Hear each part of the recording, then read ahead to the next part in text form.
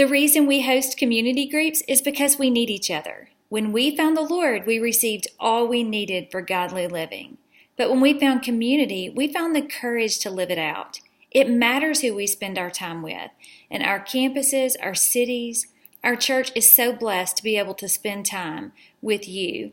So thank you so much for week after week making yourself available to host a community group. Last week, we talked a little bit about getting the mask off.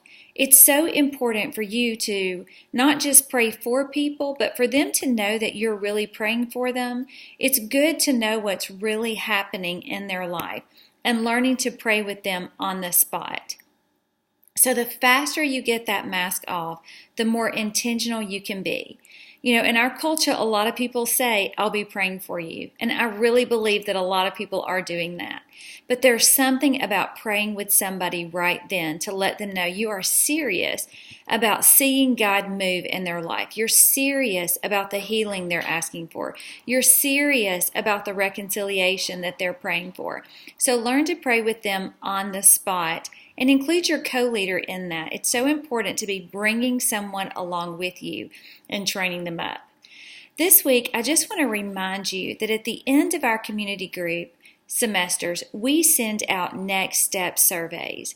So it's so important for us to remember as leaders, people aren't just gathering with us, they're hoping to know how to get closer to the Lord.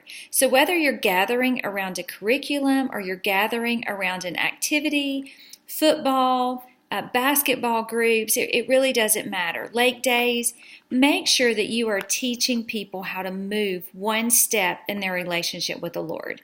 Not everybody has the same next step. So come up with a plan for your group.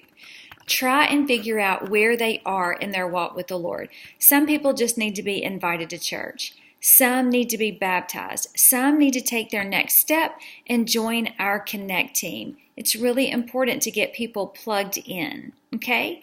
So if you need anything, just let me know. I'm here with you. I'm here for you.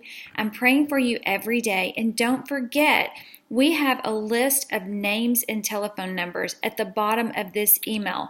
That is your support system, so don't hesitate to reach out no matter what it is. We really want to be able to move you one step or answer any questions that you have about your group or about someone in your group.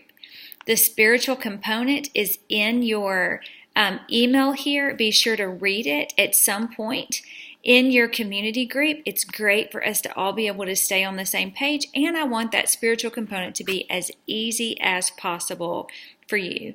There's also a couple of announcements. Sometimes communication stops with us, and we're supposed to drive it down as far as we can into the church. So read the announcements, set yourself a reminder, give it to your co-leader. It doesn't matter. Just make sure that those announcements are happening in your community group. It's another way that we move people one step. All right, I'm praying for you, like I said. And remember, one of the reasons we host community groups is because it closes the back door of the church. Community groups are an entry point without exclusion. It's a place to belong before you believe. So anybody can come into the door of community groups. But the way that we keep them is by keeping them in our group and closing the door. If they're not here, we can't take care of them. So because you're leading, remember, the church is increasing in power. The gates of hell is not prevailing against Desperation Church. Everything that you do matters. You are covered and loved, and I will talk to you soon.